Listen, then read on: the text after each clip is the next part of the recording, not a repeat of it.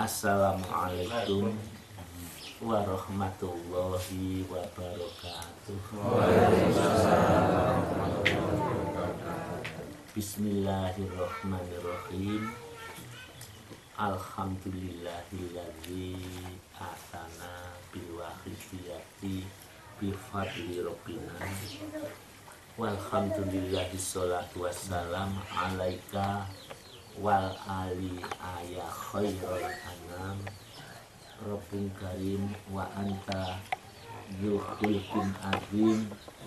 Fasfa'lana indal karim. Ya ayyuhal ghawthu salamullah alaika rabbini bi'iznillah. Wandur ilayya sayyidi binadro musilatil hadratil aliyah. An-Nabi kepada Bapak tokoh masyarakat, alim ulama yang saya taati, kepada Bapak muslimin sekeluarga beserta orang tuanya, sohibul bait yang saya muliakan, hadirin wal hadirat, saudara-saudara saya, sederek-sederek kula ingkang wonten daerah transmigrasi, daerah Sumatera Utara yang jauh dari kota yang saya muliakan. Untuk memanfaatkan waktu mengenai uraian tasyakur serta sanjungan sholawat dan salam nggih kula derek makmum wonten wingking jenengan mengikuti di belakang panjenengan bersama. Semoga pertemuan pada pagi hari ini dari perjalanan jauh Pekanbaru ke sini, muga-muga Gusti Allah paring hidayah dumateng kula panjenengan, sehingga dengan hidayah kula wau kula panjenengan mendapatkan ilmu ingkang manfaat, ilmu hikmah, sehingga hidup ini benar-benar hidup sekali, benar-benar berarti. Kita mau pulang, cepat lambat kita mau pulang. Semoga kita pulang nanti kembali kepada Allah yang Maha Agung. Kita tidak sesat di jalan. Kita pulang kembali kepada Allah benar-benar husnul khotimah, membawa iman, membawa Islam, betul-betul diridhoi oleh Allah Subhanahu wa Ta'ala. Amin ya Rabbal alamin. Sebab hadirin, dalam ilmu agama itu sangat luas. Wa ma utitu minal ilmi illa qalila. Dan Allah tidaklah memberikan ilmu kepada kita illa qalila, kecuali sedikit. Sedikit kan? Sehingga kita ini masih jauh untuk mengenal Allah Sang Pencipta itu. Oleh karena itulah kita harus mengaji, kita harus mencari ilmunya, karena kita akan pulang. Karena hidup ini kontrak. Lahan kita kebetulan di Trans, lahan saya di Bangil, Pasuruan, Jawa Timur. Semua itu akan kembali. Dan kebanyakan manusia itu lupa, kalau mau kembali itu lupa. Ngerti kalau memang akan mati, akan kembali, tapi lupa bekal apa yang harus saya bawa. Ketika kita beramal, lupa bahwa amal itu untuk Allah, bukan untuk diri kita. Amal itu, sholat kita itu untuk Allah, bukan untuk kita. Ketika kita sholat, kita janji tuh ya, inna sholati, sesungguhnya sholat saya. Terus wa nusuki, hidup saya, haji saya, sodako saya, ibadah saya, manusuk itu ibadah saya. Kita mengaji, kita bersolawat, kita sodakoh, kita masuk masjid, manusuki. Wa mahya ya hidup saya, keluar masuknya napas, bekerja saya. Kita ke ladang, kita ke kebun, wa mati sampai mati saya. Untuk siapa? Lillahi robbil alamin. Bukan untuk kita. Jadi kita ibadah itu hanya untuk Allah. Tapi mengapa kok kita andalkan? Bangga dengan amal kita, bangga dengan wirid kita, bangga dengan haji kita, bangga dengan ibadah kita. Padahal itu semua ikhlas untuk Allah.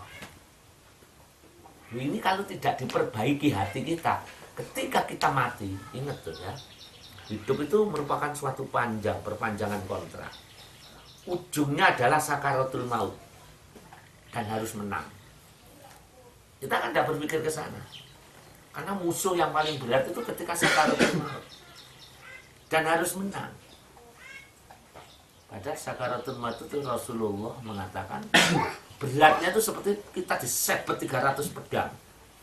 Kalau ada samurai, kita pancungkan ke seorang, sakitnya luar biasa. Sekali pancung putus. Itu 300 kali. Lah bagaimana kita menang? Padahal yang saat ini sehat, saat ini makanan ada, di sekeliling kita istri, anak-anak kita yang kita cintai. Itu saja kita kalah. Tidak pernah ingat kepada Sang Pencipta. Sholatnya sih sholat aja betul, tapi ingatnya dulu. Nggih. Betul nggih. Ibadah sih ibadah, tapi salah alamat kita ini.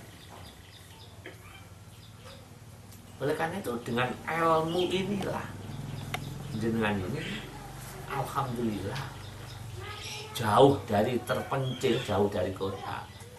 Bila perlu jauh dari ulama-ulama besar. Apa ya? Kita Allah mendatangkan panjenengan dengan saya di sini bahas masalah ilmu agama. Karena nanti kita ini akan diminta pertanggungjawaban. Kita sudah dapat nikmat seperti ini.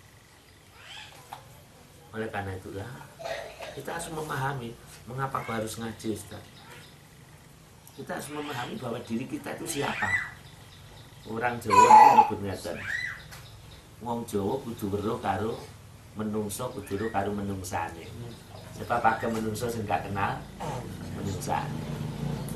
Artinya gini, apa ya, Ustaz? Manusia harus tahu dengan jati dirinya. Siapa manusia?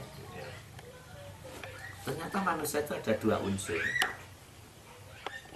Ada rokok, enggak ada rokok. Saya pinjam rokoknya. Rokok merah tadi tidak dibawa. Ini sorry. Minta saya ini. Ini deh, Pak. Pinjam itu yang merah dan kenapa? Manusia itu seperti ini, Ibu. Ada bungkus, dalamnya ada isi. Dan besok yang pulang kepada Allah itu isinya. Bungkusnya asal tanah kembali ke tanah. Walaupun kiai, walaupun itu bintang film, walaupun itu orang yang mulia, bupati, gubernur, kalau sudah isinya pulang, bungkusnya kembali. Dan bungkus ini kontrak. Ini kontrak. Kalau dikontrak 30 tahun ya pulang. Kalau dikontrak 100 tahun ya 100 tahun pulang. Bungkus asalnya dari tanah kembali ke tanah. Saudara-saudara kita datang, kita dibego. La ilaha illallah. Kan gitu ya sini ya. La ilaha illallah terus dibego. Walaupun ini dicintai tetap harus kembali ke tanah. Walaupun cantik anak kita harus kembali ke tanah. Karena habis kontrak. Sedangkan besok selamat tidaknya seseorang itu tergantung isinya. Isi. Bungkus ini baik atau tidak tergantung isinya. Suatu saat ini kalau dilihat apa artinya ini. Ini ya. Apa artinya? Tapi kalau kita lihat bungkusnya itu ada senjata asli, mahalnya bukan main bungkus ini. Satu contoh, saya dari Jawa Timur, Pasuruan, beli rokok. Ini saya kesak. Ketika saya hisap tinggal 5, tetap saya bawa pambetan. Tetap legowo saya bawa. Ketika tinggal 2, karena masih ada isinya, Ibu nggih. Tapi isinya wis entek kali siji kula sedot, bungkusnya dibetot tembun Ibu. Digawa pambetan. Lempar. Jadi bungkus yang sekarang bisa sombong, yang sekarang merasa pandai, yang sekarang merasa saya pejabat, yang merasa senang-wenang, yang sekarang kejam, besok akan pulang bungkus ini. Dari tanah kembali ke tanah. Yang jiwa isi kembali pada Allah. Summa latus alunna yaumaidin aninan. Kemudian isi ini dimintai pertanggungan jawab. Dimintai pertanggungan jawab oleh Gusti. Disinilah kehidupan. Kalau orang Kediri nyebut sakjek jumblek. Sakjek jumblek itu gini baca. Selama-lamanya. Kalau menang, bahagia selama-lamanya. Walaupun sekarang miskin, tidak ada harta kekayaan, tapi dia menjadi raja-rajanya di akhirat. Kalau kalah, walaupun saya dipanggil Ustaz, walaupun ada orang pejabat tinggi, kalau sudah kalah, selama-lamanya celaka selama-lamanya. Karena hidup ini, dunia ini adalah mazra'atul akhirah. Dunia itu ladang. Ladang ya Ustaz. Sekarang jenengan itu menanam. Kita ditransmigrasi tahun 82-83. Baru mengambil hasilnya berapa puluh tahun gitu. Berapa puluh tahun, Mbak? 15 tahun. 15 tahun baru hasil ya. Dulu disebut padang. Enggak ada padang bulak, daerah padang bulak ya. Padang bulak itu sudah ada padang, tidak ada tanaman apa-apa. Ketika kami panjenengan diturunkan di sini, ini ladangmu, mau nanam apa tidak? Yang tidak mau nanam pulang, yang mau nanam soro dhisik. Karena dunia ada mazro'atu, tempat soro karena ladang, panjenengan tempat menanam. Dulu rumah tidak ada, mungkin disiapkan ya, hanya acak-acakan. Sekarang sudah bagus, ada listrik. Ini akibat kita menanam 15 tahun yang lalu. Baru tahu hasilnya. Tapi yang tidak mau kerja, yang tidak mau menanam gimana ya? Tidak ada apa-apanya ya, miskin selama-lamanya. Dunia ini tempat menanam, Ibu. Kulo sampean panjenengan, katanya suruh bahasa roto kasar. Sampean kabeh niki nandur. Tapi lagi diurusin dunia dia nandur. Tapi mazro'atul akhirah, ladangnya akhirat. Nandur ono dunia, panene ono di akhirat. Menanam di dunia, besok panjenengan tahu. Jenengan tanam apa sekarang? Kalau hanya tanaman itu kosong, tidak pernah lupa pada Tuhan, tidak mau berbuat kebaikan, ibadah kita konsongkan, besok tidak panen itu. Tapi nanam yang tidak dirawat ya. Tanaman tidak dirawat bahaya. Udah paham ya? Maka hidup ini harus menanam. Menanam yang harus panen. Ya ibadah, ya sedekah. Kalau ada teman-teman yang tidak punya saudaranya, ya ditolong. Kalau memang itu suatu saat membangun suatu tempat untuk pertemuan, untuk musola, untuk pertemuan begini, harus dipakai. Ini harus kurban. Tapi intan suruh hayan surkum. Jika kamu menolong Tuhan, menolong Allah, berbuat baik, yang surkum pasti Allah akan menolong, tidak hilang. Butuh suatu keyakinan. Karena hidup itu pemberian. Yang surkum Allah akan menolong. Bukan hanya menolong, wal sabit aqdamahu, dan Allah menetapkan kaki kamu tekad, tidak akan pernah ragu lagi, karena tahu bahwa di sini adalah sebentar. Wong Jawa nyebut mampir ngombe. Gimana Pak Yasin, betul ya Pak? Mampir ngombe. Walaupun R3-nya ada, kalau sudah waktunya pulang ditinggal ya. Kemudian Bapak kita, saya terima kasih diantarkan oleh Pak Yasin. Teman-teman minum. Mampir ngombe, mampir minum katanya gitu. Sudah ya. Kita sudah menanam ya Bu ya.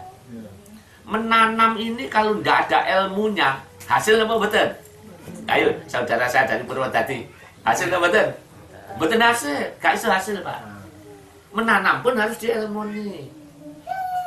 Kita harus tahu lahannya. Kita harus tahu penyakit apa yang membuat tidak berhasil.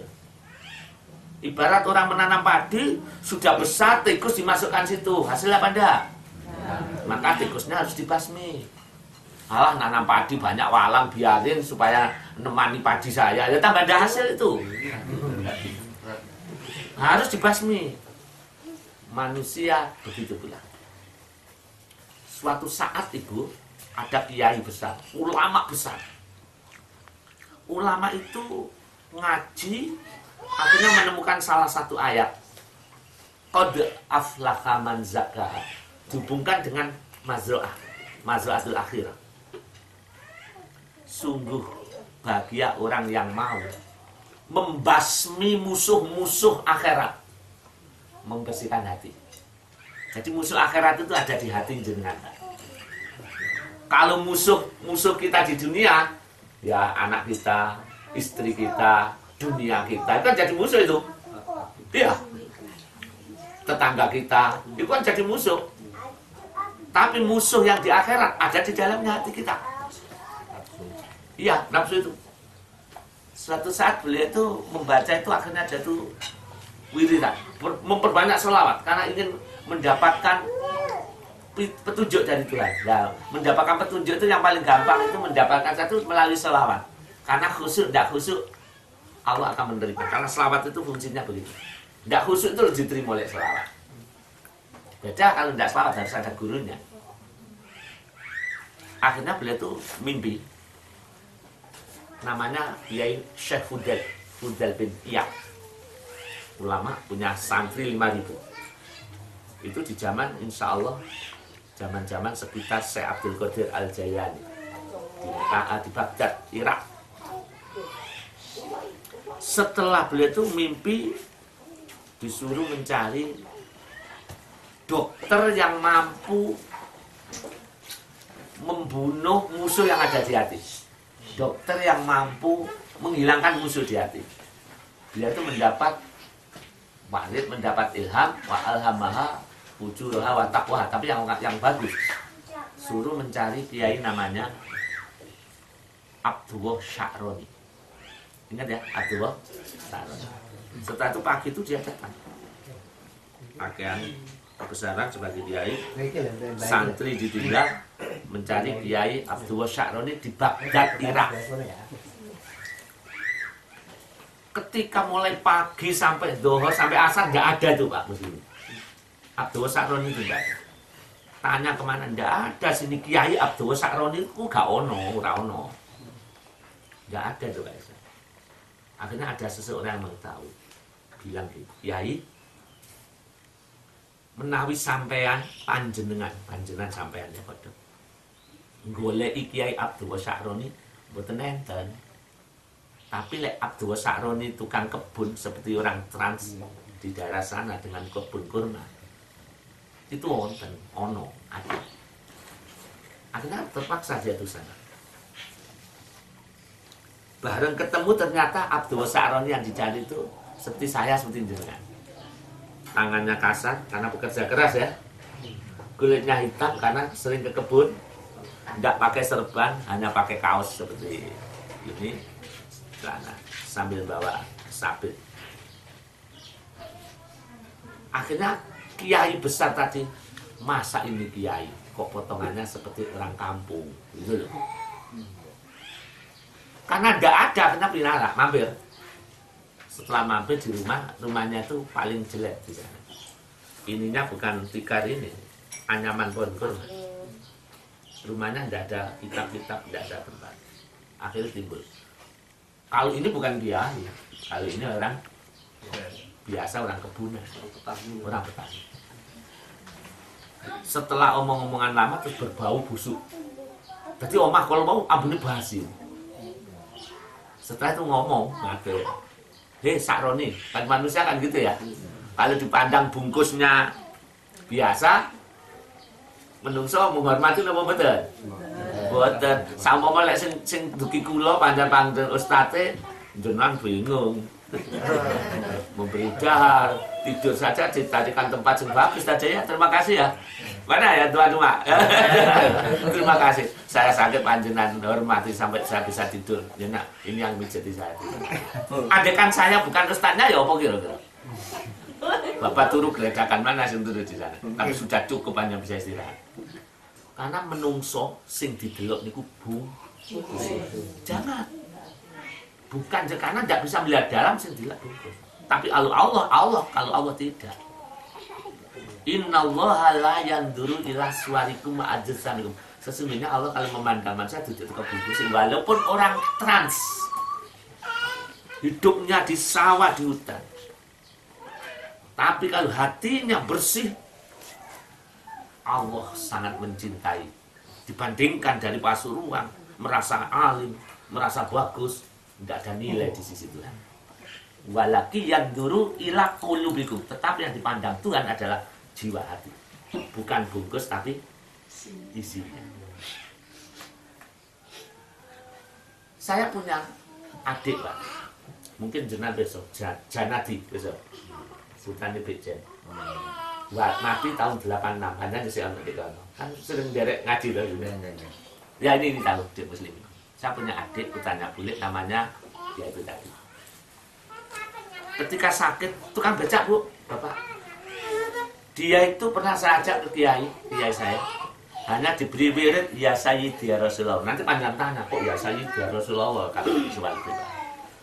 Ketika beliau itu membaca wirid yasa itu sampai dia itu sakit terus meninggal dunia tahun 1986. Di Muslim kesini tahun berapa? 95. Berarti 9 tahun setelah beliau itu mati. Dan tahu ya orangnya tinggi itu, orang becak. Bodoh gak bisa ngaji. Karena ya begitu. 86 mati sudah tidak dianggap manusia biasa. Tidak, manusia itu tidak menganggap mulia sudah. Dianggap biasa. Terus 2006 panjang besok Pak Paat lupa waduh itu oleh saya biasa kalau saya pergi ngantarin Mbak Yasin, ngantarin sampai mati kena stroke jam sekian hampir jam 9. Loh kepalaku pusing ada apa langsung tidak sadar. Saya datang saya cek sudah parah tidak ada harapan. Ternyata betul hampir jam sekian dibawa ke rumah sakit Malang meninggal dunia. 2006 bapaknya 2006 tanggal 25 bulan Januari 2006. Adik putra bulik 86 ke 2006 berapa tahun? 20 tahun Ibu G. Meninggal dunia 20 tahun. Tukang becak. Dia itu tidak bisa ngaji, hanya diberi kiai suruh ya Sayyidi ya Rasul hubungan dengan Rasulullah. Karena akan menemukan nurnya Allah di dalamnya. Setelah dia itu mati 20 tahun, saya mati diduduk. Digali itu Pak Abasa jeglok. Ternyata mengenai mayatnya itu. 20 tahun tukang becak, orang itu diem, cuma sabar. Mungkin Allah memandang mereka itu. Wutuh, kain kafannya masih utuh. Baunya harum Ibu Mas ya. 20 tahun tidak hancur sampai ininya loh. Ininya mestinya kalau kena tanah kan kotor ya. Tidak kotor. 20 tahun mutu itu. Karena ini Allah menghargai manusia bukan dari lahirnya. Yang dihargai oleh Tuhan, oleh Allah itu dalamnya. Lah ketika Syekh Fudel bin Iyad ulama yang santrinya banyak itu berbau busuk, bau apa ya? Busuk ya bangkai ya? Oh bangkai. Terus tanya seperti gini. Iki ambu apa sih iki? Kok ambune gak enak? Bau apa? Dadak saya lihat maaf ya. Itu bukan bau apa-apa, itu bau hatimu. Menyangka jelek saya sekali. Allah memunculkan dari hati orang nyongko elek pisan baunya busuk luar biasa. Sehingga malaikat rahmat tidak akan turun. Nyongko elek tok. Iki kiai gitu. Kok ngene gitu. Ini kalau hati bersih tidak mau itu. Selalu nyongko api. Nggih. Kita kan masih banyak kotor, makanya harus banyak dibersihkan. Baru dia tadi takut, ya Allah. Ternyata orang ini orang tani, tangannya kasar, kulitnya agak hitam karena terlalu panas, memiliki ilmu yang tidak diberikan oleh Allah kepada kiai lain, karena ilmunya tembus sampai ke hati. Padahal yang dibawa pulang nanti juga yang ada di hati. Yang di sini kalau sombong lempar, tidak ada artinya. Makanya beliau itu tahu, manggil kiai, iya kiai saya maaf lah, baru kecelik ya. Kita banyak kecelik ya, makanya kita tidak tahu. Walaupun seorang pengemis, walaupun seorang yang miskin, Allah yang tahu derajat seseorang. Akhirnya dia itu mengguru pada petani. Ya, ini ada satu cerita kiai mengguru ke petani ya ini. Kadang-kadang kita gengsi ya mengguru pada orang-orang yang dianggap bukan kiai ya. Tapi belum tentu manfaat mana ilmu. Akhirnya ketika dia mengguru, ada satu syarat. Kowe gelem apa ora? Lek gelem ya iya, lek enggak ya selereno. Iya kiai, syaratnya apa? Dia tuh jawab. Kamu punya santri berapa? Santri saya 5.000. Santrimu pulangkan semua wis gadik santri-santri. Pulangkan.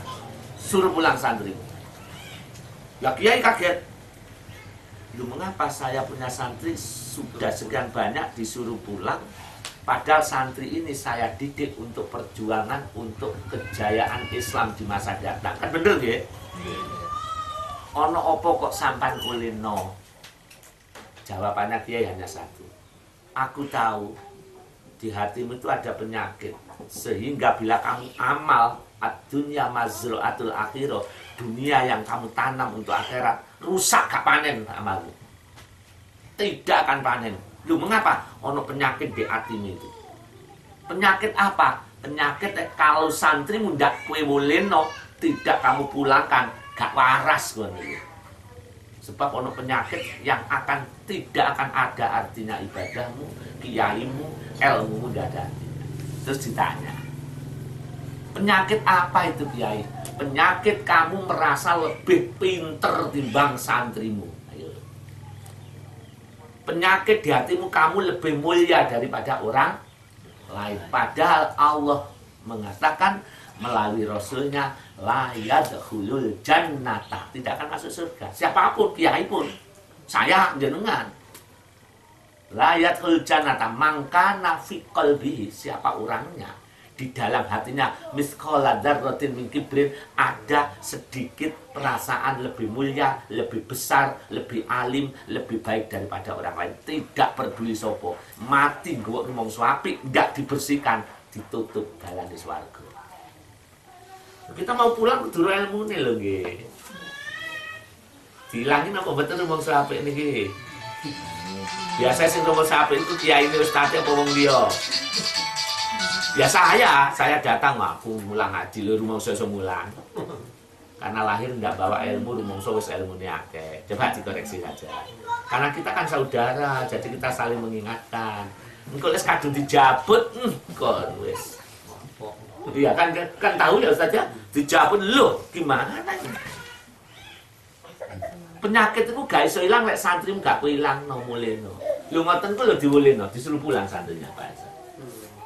Karena demi untuk membersihkan penyakit yang ada di hati, penyakit amal yang membuat gak panen. Ibarat pari, ono tikus yang kudu dibuang. Lek gak dibuang tetap gak panen. Ya, itu termasuk tikus yang ada di tikusnya amal manusia itu adalah rumongso apik, rumongso bener, walaupun sebiji sawi sedaro kalau dibawa sampai mati, swarga ditutup, tidak akan masuk surga. Begitu tuh santrinya diulino kok niku, Pak. Ayo sambil dipikir nggih. Lah lek ngono sing gampang ya apa itu, nanti kan gitu. Setelah dipulangkan yang kedua, wakilnya datang. Ono penyakit mana? Muridku masih ada penyakitnya. Diteruskan apa tidak? Ya, saya teruskan karena saya ingin selamat. Karena di akhirat selamat itu sak lawas-lawasi kalau di akhirat. Kalau di dunia sekarang selamat, meni kena flu, meni kena sakit gigi, meni ada musibah, meni mana ada masalah, sudah tidak ada selamat. Karena dunia itu ya gonjang-ganjing gitu, seperti gabah di internet. Kamu ngarang kitab piro? Berapa kitab yang kamu ngarang? Karena itu ulama besar, Pak Esa. Saya ini ngarang kitab itu 100 kitab loh Pak Yai, bilang gitu.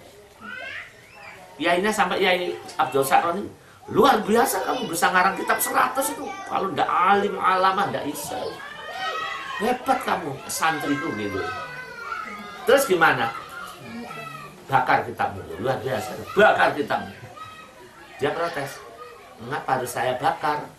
Padahal kitab itu jadi acuan ilmu-ilmu yang manfaat bagi umat setelah saya. Atau umat yang akan datang. Terus kiainya berkata, iya, karena aku tahu ada penyakit. Kamu tidak akan selamat besok di akhirat. Amalmu habis semua. Penyakit itu ada di hatimu, gak waras, tidak sembuh kalau kitabmu belum kamu bakar. Warang puluhan tahun kok diobong, gimana ya? Terus ditanya, penyakit apa itu? Yaitu kamu punya penyakit ketika kitabmu dibaca orang lain. Kamu bangga dengan ilmu. Ketika duniamu dilihat orang lain, bangga dengan duniamu. Ketika kamu jadi orang baik, haji 3 kali, 4 kali, bangga dengan hajimu. Ketika kamu ahli ibadah, bangga dengan ibadahmu. Ketika bukumu, kitabmu dibaca orang lain, kamu bangga dengan kitabmu. Padahal itu penyakit yang merusak amalmu di akhirat. Al-ujebu, bangga. Layuh bitu amalan, seamal, mongso, waktu, arba, sabeina sana, 70 tahun. Bangga sekali membakar amal 70 tahun. Kita pulang haji, katanya mabrur. Setelah pulang haji bangga, wah saya di sana wena, sudah mencium hajar aswad. Saya di sana ibadah, bangga dengan ibadah. Pulang haji habis semua amal. Bahkan sebelum haji amal lebih entek karena dimakan bangga. Ini kan udah di elmoni hajinya rohani. Pulang seperti apa ya itu ya. Seperti betul loh, tapi kenyataannya hukum rohani menghapus amal 70 tahun. Itu dibakar loh Pak. Namanya sambil dikoreksi. Jangan takut-takut merasa salah. Justru kalau merasa ya Allah saya yang jelek, rofawa diangkat oleh Allah. Tapi kalau saya benar, wado Allah diturunkan oleh Allah. Karena hamba harus rendah, hamba harus tawaduk, hamba harus merasa kecil, hamba harus merasa kurang, hamba harus merasa salah, hamba harus merasa dolim. Nabi Adam saja nangis sambil bilang apa? Robbana dolamna anfusana. Nabi Adam di dunia 200 tahun. Ya Allah Tuhan kami, saya dolim, saya penuh dosa, saya jelek. Nah sekarang panjenengan anak cucunya Adam kok gak rumongso gitu. Mestinya orang yang selamat itu orang yang merasa salah, orang yang merasa kecil, orang yang merasa rendah, orang yang merasa dolim, orang yang merasa salah. Karena yang menyelamatkan bukan amal kita, yang menyelamatkan Gusti. Oke ya, bisa dipahami ya. Buang bangga itu. Waktu dibakar. Baru mesti diobong terus bundi. Kurang satu masih ada penyakit itu, Kiai. Apa? Penyakit apa? Lepas bajumu. Sekarang pakailah seperti teman-teman di Trans. Ya biasa, ya kalau memang sarungan ini tinggalkan. Ini enggak usah. Ini adalah metodenya dulu. Coro. Akhirnya tanya, lu saya Kiai kok disuruh pakaian celana dengan kaosan lepas kopiah dan lain-lain. Ada penyakit, gak iso hilang penyakitmu itu. Itu kotoran yang membuat amalmu hapus. Penyakit apa? Kamu sudah dikenal, sudah dihormati orang.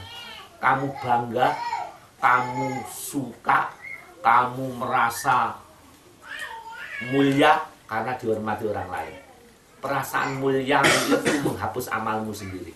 Karena yang mulia hanya satu, Allah. Kalau jenengan dimuliakan, syukur. Tapi hati harus merasa rendah. Harus merasa tidak memiliki kemampuan. Ini yang benar. Karena kita akan pulang. pulang kepada Allah yang memiliki, sedangkan kita merasa mampu, merasa bisa. Padahal itu miliknya siapa? Sudah ketemu ilmunya. Terus gimana? Pakaianmu, kamu harus poso bisu. Poso bisu itu puasa diem. Kalau ngomong nggak perlu, nggak usah ngomong. Sebab banyak negara ini jadi tukaran, jadi anarkis karena ini nggak bisa dijaga. Ini nyalakan sana, ini nyalakan sana, tukaran sana kemari. Kalau kosong bisu, ya sudah semua Allah. Yang baik diomongno, yang tidak baik nggak diomongno. Aman negara ini. Makanya saudara saya di Trans, ayo kosong bisu, sing elek-elek gak usah diomong, sing api ayo diomong. Nanti banyak akan selamat. Manusia dihormati juga karena lesannya, manusia dikaploki wong juga karena lesannya. Manusia masuk penjara juga karena lesannya. Coba orang membunuhkan karir lesannya, kan dari lesannya. Ketika ketemu musuh, siapa takut dengan kamu? Kan lesan dulu. Berapa kamu ilmu? Kalau berani, ayo bacoan, kan gitu ya. Sing situ ya lesan. Kalau dia ngalah, iya saya salah. Kalau memang saya salah, saya mohon maaf. Jadi bacoan, lesannya juga ngomong, aku gak takut dengan kamu. Asalnya bunuh-membunuh itu juga dari lesan, Bu. Makanya lawannya membawa tombak, saya membawa celurit. Terjadi bunuh-membunuh. Asalnya dari mana? Jaga surga nerakanya manusia juga dari ini. Selamat buat ini manusia ini. Diem itu lebih baik kalau tidak manfaat. Iya. Lu akhirnya tuh kalau begitu poso bisu itu. Pak Kanjeng Panjami ketika santrinya salaman diem, akhirnya kiaiku kok gendeng yo, gitu loh. Kiai saya gila ya. Akhirnya orang takut belajar membersihkan hati karena dianggap gila mempelajari. Padahal tidak, itu gemblengan. Tahu zaman Syekh Abdul Qadir Jailani. Ulama-ulama yang mengaji di Syekh Abdul Qadir cari makanan sisa-sisa di pasar itu. Minta sama ada orang makan ya, ada sisanya tidak dimakan. Pak, iki tak PE ya Pak ya, ikhlas. Lho kok suruh gitu. Mengapa? Supaya gak rumangsa dihormati, tidak merasa memiliki kemuliaan. Ada kan kula panjenengan saya mengguru di Syekh Abdul Qadir Jailani, gak kuat Pak Ustaz. Nggak kuat, disuruh ngepek buaran karene wong sing gak duwe wong loro wani mangan. Lelek karene panjenengan kula sik wani, karene wong sing mangan sing kotor sing blentok karene kok mangan ae sapa iku. Padahal itu salah satu untuk menjatuhkan diri supaya jadi rendah. Ya. Itu 3 kali. Setelah itu digendeng-gendeng dia tuh kosong bisu. Kalau ada jeding seperti jedingnya yang kemarin Bapak ya, kalau mandi nangsu dan ya itu lah untuk jeding dia. Setelah selesai, mulai santri kue lulus. Sekarang santrimu panggil, wis dadu piye mana? Kitabmu karangan, kamu pakaian yang seperti piye. Loh, mengapa kau disuruh? Sebab hatimu sudah bersih. Semakin kamu memiliki ilmu, semakin memiliki amal, semakin memiliki kemakaran, kamu seperti padi, semakin semakin. Lah ini loh tanda-tanda ilmu manfaat.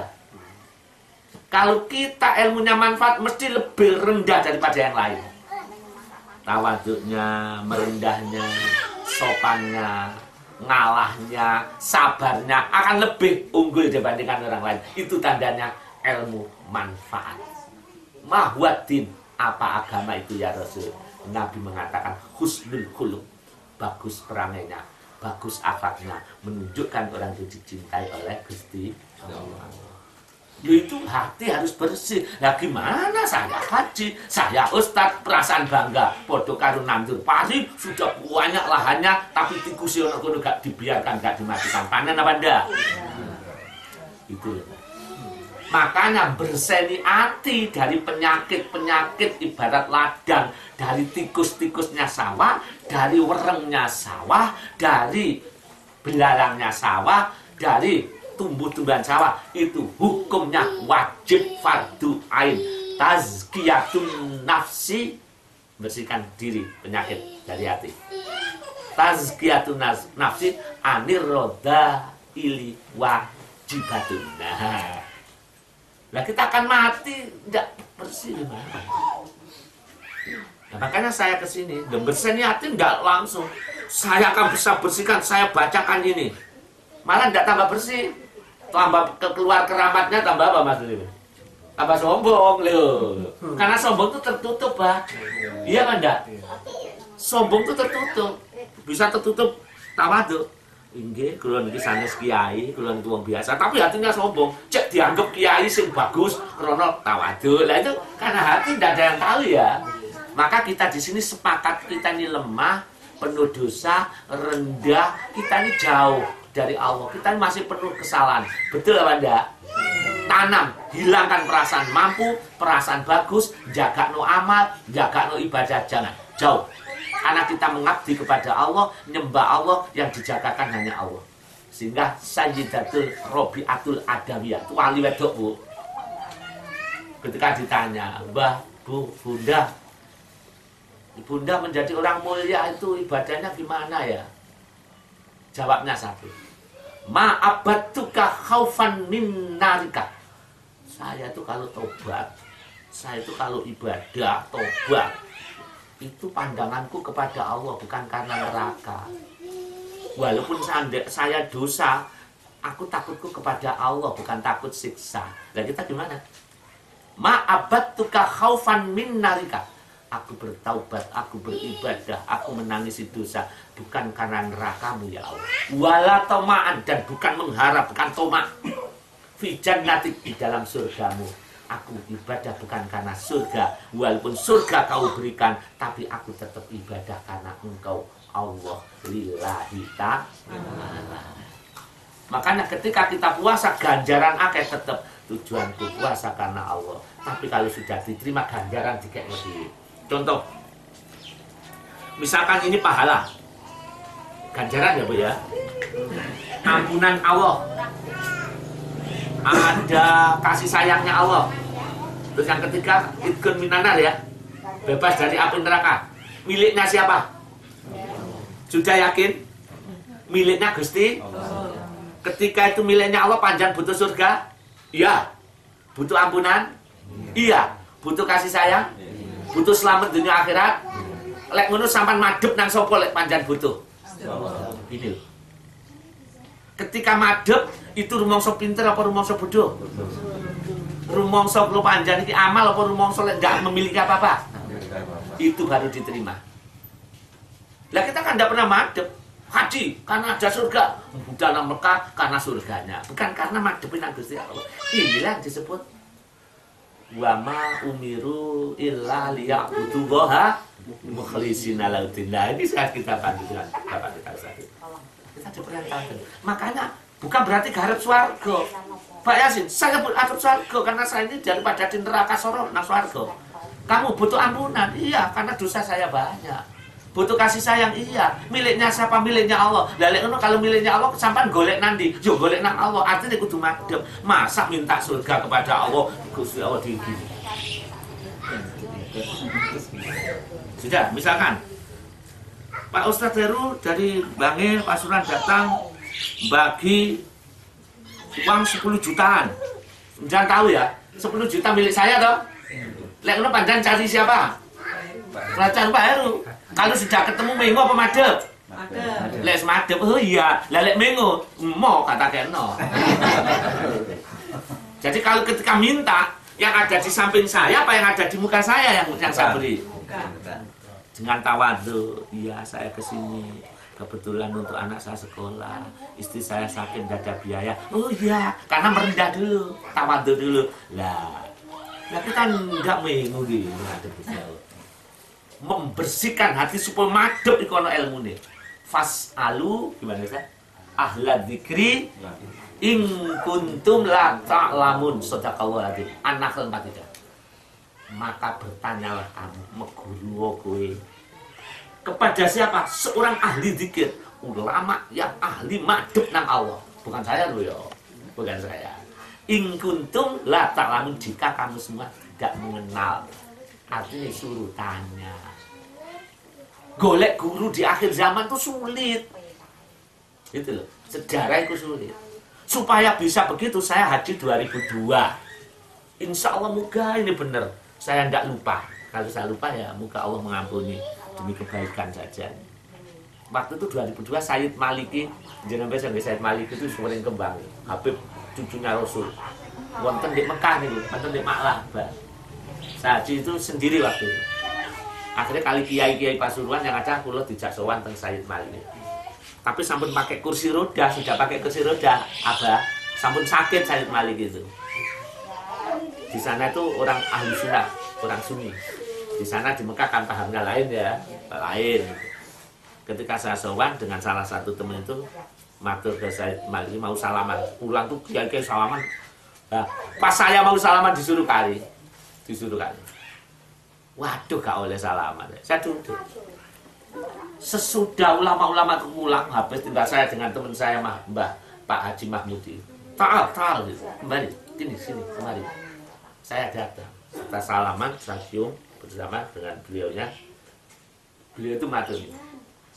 Absyir, ya Sayyidi ya Rasulullah. Perbanyak ya Sayyidi ya Rasulullah ya. Hadza yurabbikum. Ya Sayyidi ya Rasulullah ini adalah yang mengantar kamu, pembimbing kamu untuk menuju kepada Allah. Jadi kalau kamu membaca ya Sayyidi ya Rasul, hatimu nanti akan diantar kepada Allah untuk supaya bersih. Sholat saja kan selawat ya ditolak. Syahadat saja tanpa selawat itu tidak sampai. Karena ya Sayyidi ya Rasul, Rasulullah itu sendiri adalah rahmatal lil alamin. Allah menunjuk, memilih beliau Kanjeng Nabi sebagai pembawa rahmat. Bukan minta pada Rasul. Karena dibalik ya Sayyidi ya Rasul, di dalam itu ada zatnya. Ya Sayyidi ya Rasulullah, itu kan ada tuh. Ya man lahu ja'indallah, seterusnya itu ada di tafsir Sawi nggih. Bila kula ngriki mangke menawi di muslimin Ustaz, Pak Muslim dan itu ada sholawat yang dihubungkan dengan wahid dia, sholawat yang artinya untuk mengisahkan Allah. Itu sing panjenengan waca, sing mboten saged untuk panjang ya Sayyidi ya Rasulullah. Bahkan beliau Romo Biadi Sayyid Abdul Majid Ma'ruf, termasuk cucu Rasulullah, itu juga berkata, panjenengan wonten daerah Trans, wonten daerah pundi, andekan panjenengan melanggengkan ono di Cengkeh, ono di Kelapa Sawit, panjenengan ikuti mujadah di sana. Ditunggu kita kan harus bersyukur ya. Jenengan bisa hidup, bisa makan itu sebab mana? Ladang ya. Iya. Pernah mensyukuri ladang sing diparingaken Gusti. Ladang saya terima kasih, saya bisa makan, bisa nyekolahkan anak, saya bisa dengan anak-anak bisa ngaji, bisa ini karena engkau sebabnya. Kan penyebabnya kan ladang. Perantaranya nggih Ustaz. Nate panjenengan kula terima kasih. Kan ndak kita ambil tok, kita kufuri seakan-akan nek hasil dilok-ilokno ngoten ya. Lah iya wis kok ngene goblok temen ya malah goblok-goblok kasihan dia ya. Nah, karena la azidanakum, kalau kita bersyukur akan ditambah nikmat. Makanya panjang juga di muslimin kalau punya ladang, wal kerja sekali istirahat difatihai. Dibacakan selawat supaya ladangnya Allah memberi barokah. Nah, tapi niatnya hanya satu karena nah ini karena Allahnya ini yang kita lupa ini. Ajrek karena kalau mabrur surga. Poso karena ini ampunan. Bukan lilahnya, bukan madepnya dulu. Jadi ketika panjang minta kepada saya, yang menghadap pada saya dengan kerendahan akan saya beri. Yang ada di belakang, yang ada di samping, apalagi sambil malang gerik, tidak saya beri. Maka di sisi Tuhan tidak boleh tetapi enggak harus tawaduk. Lah tawaduknya inilah tanda-tanda kalau orang itu seorang hamba dicintai oleh Gusti. Ya sudah, saya kira cukup air doa bareng. Enggak ada air untuk diminum untuk anak, Mas. Air putih. Ya mungkin nanti kita enggak apa-apa ya Ustaz ya, nanti supaya kenang-kenangan dari kami. Siapa tahu air nanti didongani ini nanti bisa diminum keluarga-keluarga kita. Nanti bisa barokah ya. Nanti diminum sedikit aja ya. Saya minta yang enggak hafal baca apa tadi Bu? Ya Sayyidi ya Rasulullah ya. Nanti kalau ingin tahu apa ya Sayyidi panjang, kalau kebetulan punya laptop, punya Alam Hikmah itu ditunjukkan Mas Muslimin, Alam Hikmah www.alamnya, di situ mengapa kok ya Sayyidi itu ada kronologis, ada ilmiahnya, dan di situ nanti panjang akan bahas. Sebab kita tidak akan sampai kepada Allah kecuali nurnya Allah sendiri. Nah, ketika panjenengan sholat ibadah menemukan nurnya diterima. Nabi Adam tobat 200 tahun tidak diterima loh, Ustaz. ketika menemukan nurnya Allah di dalam jiwa Rasulullah Muhammad Rasulullah, maka saat itu diterima. Sholat kita tidak disampaikan, tidak sampai pada Allah. Ketika ada selawatnya, sampai. Karena di dalam selawat itu kan nurnya Allah. Ketika menemukan nurnya akan disampaikan. Karena Allah itu Esa, tidak bisa disekutukan. Maka yang bisa sampai pada Allah dan nurnya Allah sendiri. Maka ketika kita zikir, la ilaha illallah, mau selawat, ibadah, bila diikat dengan nurnya, sampai. Karena itu kan Pak Yai. Jadi saya yakin dengan sholat itu. Iya. Iya, jadi apa gimana Ustaz? Karena di firman Allah itu kan Iya.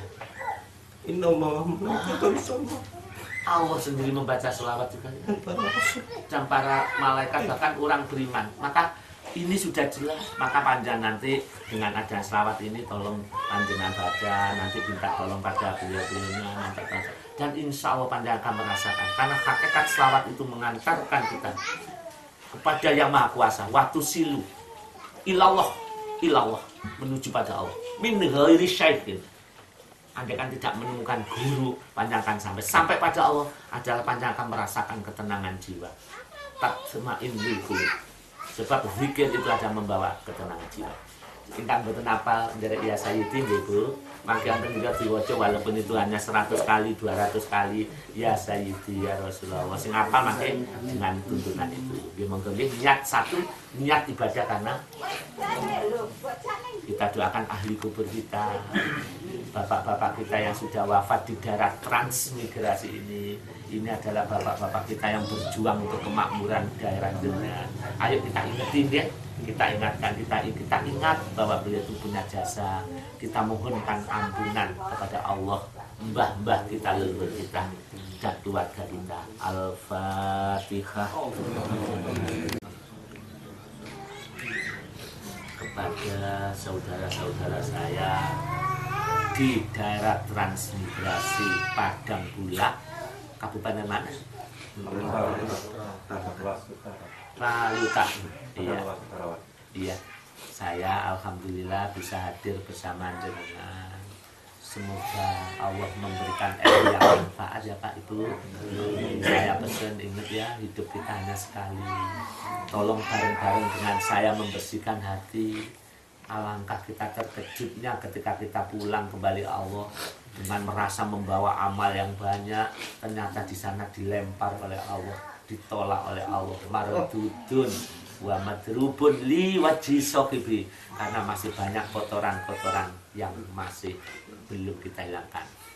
Yaumala yang fa'u malu wala banu, dari itu sudah tidak ada manfaat dunia kita.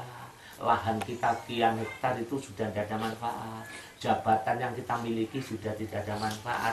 Predikat status ustadz, kiai, ulama sudah tidak ada manfaat. Lah yang pak malu termasuk urusan di luar itu semua tidak ada. Deposito miliaran yang kita puja-puja tidak ada manfaat.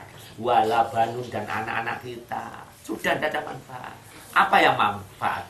Illa man atallaha, kecuali orang yang diperkenankan sowan kepada Allah, menghadap kepada Gusti.